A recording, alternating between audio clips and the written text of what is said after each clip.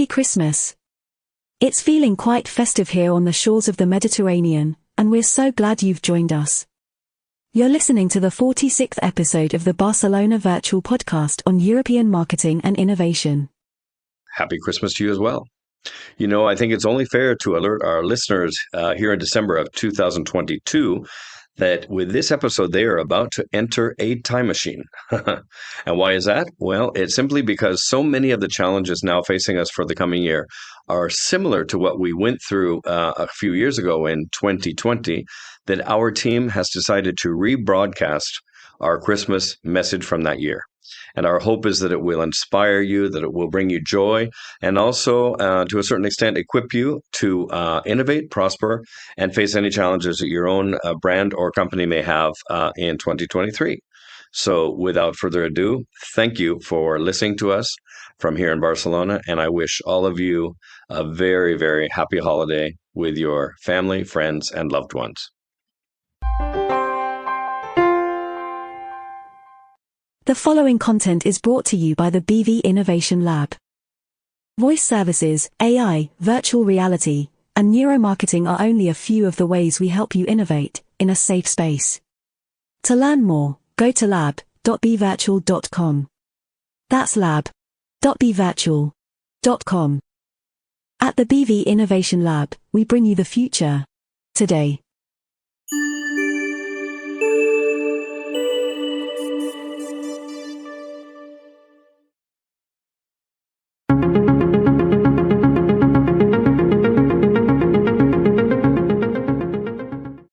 Welcome to the final episode for this year of our Alexa European Marketing Flash Briefing.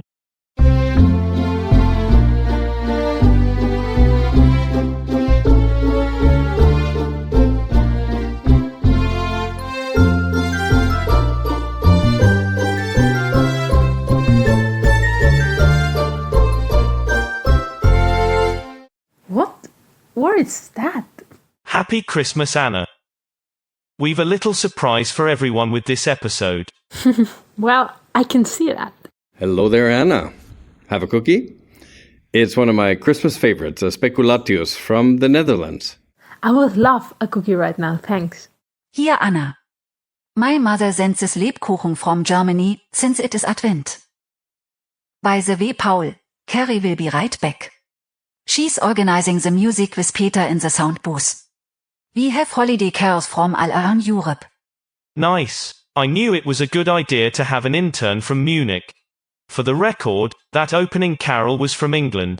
Good ear, George. Yes, Anna, this is a special holiday edition for our faithful listeners. It just so happens that we are also celebrating our second anniversary with Alexa and this podcast. I remember the first episode as if it were just yesterday. So, what have you prepared for our friends around the world?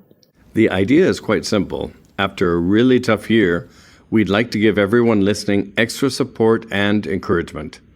A glimmer of hope for the year ahead. Leslie will quickly sum up the current situation, followed by Carrie, who will share inspiring thoughts from other leaders. I'll share how our counterparts are dealing with the current challenges in an innovative way. And I hope everyone will keep listening until the very end. I'd like to leave us with some reflections for 2021 as well. I cannot wait to open this present. I'm ready too. Right after a brief message, Peter will put on the next carol, this time from France. The following content is brought to you by Derby Hotels Collection, European Luxury Hotels. Enjoy a special 10% discount in London, Barcelona and Madrid with the code BVAlexa at derbyhotels.com.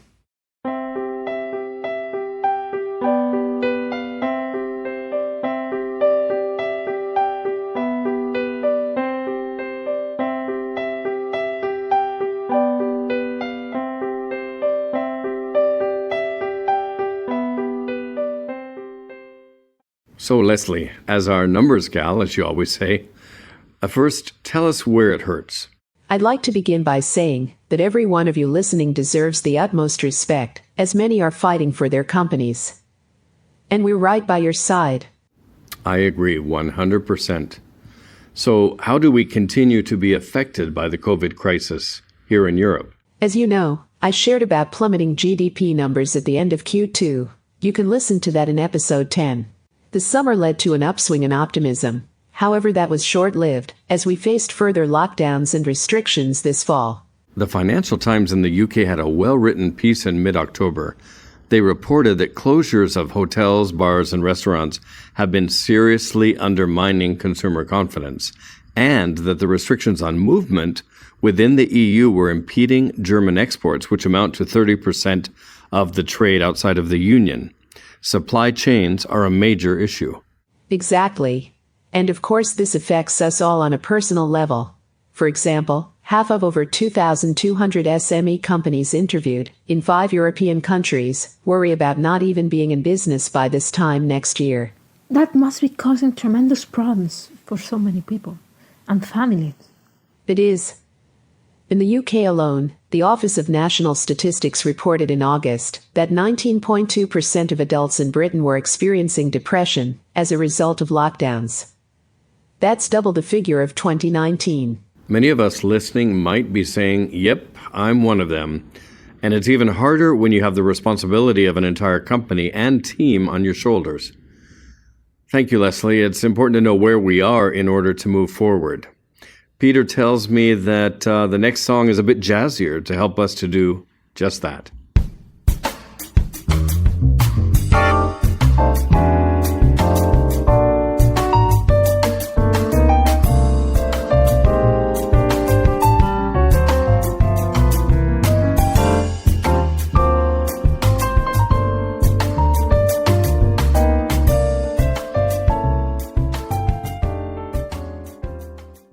Hi, Carrie.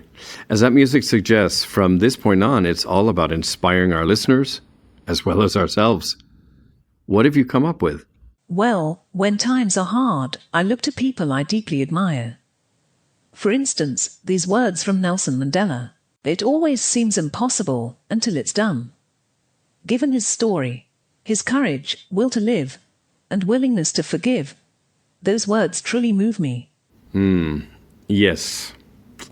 Who else inspires you? It's quite a short quote, actually, and some people might not find it very empathetic.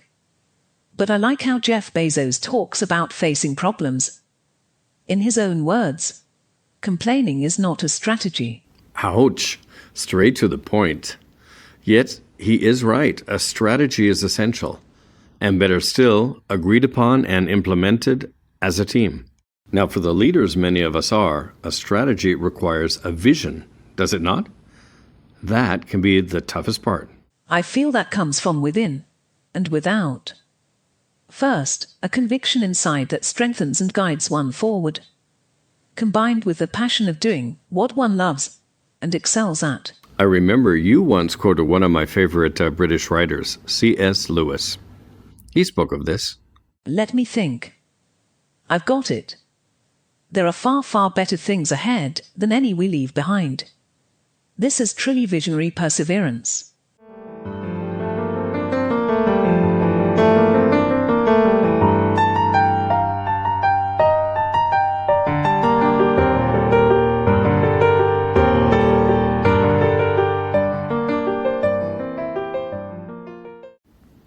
A sublime melody, George.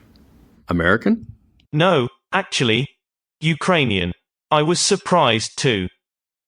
I'm pleased to share some practical tips for our listeners. I only wish I'd more time. There is truly valuable information here, so I've put it up on our blog, in the post related to this episode, number 13, season 2, at blog.bevirtual.com. You are always very diligent about that. Thank you. What is the most important advice we might offer? Self-care is by far the most important. Could you please define that for everyone? Gladly. As leaders, we know that everyone is depending on us. Yet, often we feel guilty about investing time in ourselves. However, if you are the column supporting so many others, you must ensure that you stay strong. Here I mean the basics: proper sleep, diet, exercise, and social interaction. Beware of isolation. George, I've never heard you speak in such human terms before. I think it's common sense. I wish to excel like many of our friends listening right now. Yet, I also need to have the discipline to attain my goals, or navigate crises such as this one. What are some very pragmatic things you might suggest? A key habit of those who carry this much responsibility is that of getting up early. And I do mean early. At 5 a.m. In fact, there's a well-known book called The 5 a.m. Club. The calm before the storm?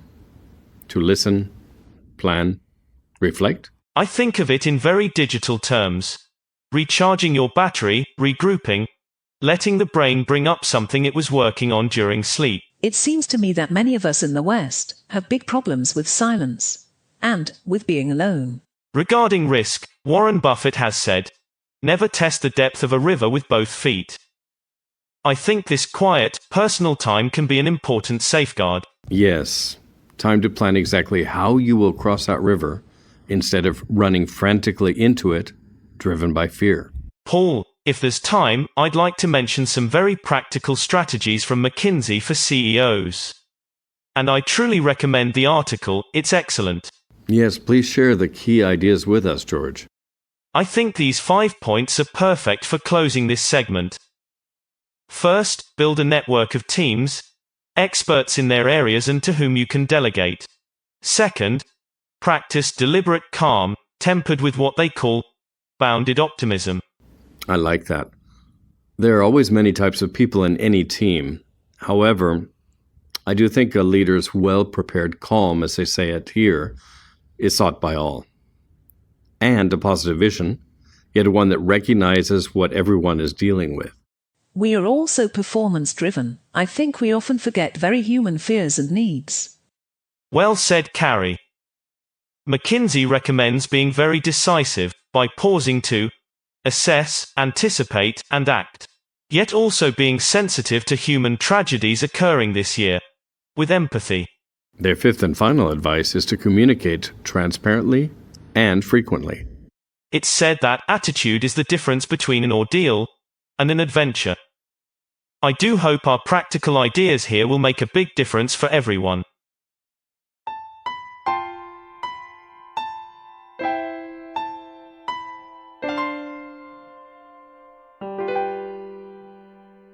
So as we wrap up, I just want to say a few personal things to you. I want you to know that I and our entire team are very grateful to all of you, each one of you, who has been listening to this podcast the last 2 years. And even if it's the first time, we're sincerely glad you're here, and we really hope that what we've been sharing, from our team to your team, from our hearts to your heart, is useful and is something that will really encourage you as we end 2020. I think we're all realists, we're entrepreneurs, we're business people. We focus on innovation, we lead teams, so we know it is really tough, and it's quite possible that it's going to get much tougher in 2021, But I'd like to share a story with you very briefly that came from a friend of mine, Rosa Llamas, who is a marketing expert here in Spain and a writer among many other talents she has. And the other day, talking about these very same things, she told me the story of Isaac Newton, and she reminded me that during the Great Plague of London in the year 1665, when he left the city, kind of had his own lockdown, a rather privileged lockdown it was, but, on a country estate, but he got out of the city where the plague was, and he, was handicapped. It was a type of lockdown. And during that time, he had a new rhythm, he had a new routine, and the result of that was his creation of calculus and further exploration, or actually innovative initial exploration of light and gravity. And that culminated in his discoveries about gravity. So, I work in advertising. I'm not a scientist, so I'll leave it there. But another thing I wanted to share with you quite personally now is we've spoken about depression. We've spoken about how it can be dreadfully lonely, when you have all this pressure upon you. And before I founded Barcelona Virtual in 1995, that's now coming up on 26 years, I lived in Munich. and worked at Microsoft GmbH and in Eastern Europe. And the rhythm and the pressures were quite crazy sometimes. It was nonstop. Very, very much like what we all live and imagine that, internet barely existed and there were a couple emails, but it was nothing like today, 24/7. Nevertheless, the professional demands we put on ourselves or the personal expectations or definitions of success that we often have can really drive us into a hole. And then if we have other obligations or perhaps mistakes we made along the way or people who failed us, it can all turn into quite a real desperate situation. I just want to really encourage you, kind of allow yourself self-care, as George said. Take a breather. This is a dark month, but it's also a month of light. That has always inspired me personally. And if you allow me to get a little more personal, perhaps even a little spiritual, it makes me think of the menorah of Hanukkah, where the oil did not go out in a time of oppression, for the Jewish people. And a sort of miracle happened that had very much to do with light overcoming darkness. And it also reminds me of the long-awaited birth of the Prince of Peace, but not in a palace, not at all. In a very humble, dirty manger, where the only people who heard about it in this forgotten province of the Roman Empire were shepherds who were the outcasts of that society back then. They had fleas, they stank, they drank, and they were the ones that saw the angels, and they were some of the very first eyewitnesses to the birth of the Prince of Peace, who was born in defeat. He was born in darkness, and he died in darkness until he rose again. And so I would like to just leave you with these reflections, the thoughts about Isaac Newton, innovations that change the world. Certainly there are innovations that you might be the author of that are going to change the world. And I'd like to remind us all that there is a light of the world in this season that we're celebrating. And that light has never been overcome by the darkness. And this current darkness will pass, and the light will still be there. So I wish you from the bottom of my heart and in the name of my team a very Merry Christmas. Bon Nadal, as we say in Catalonia. Feliz Navidad. And a very good New Year ahead in all the ways that it can be good for you. Thank you.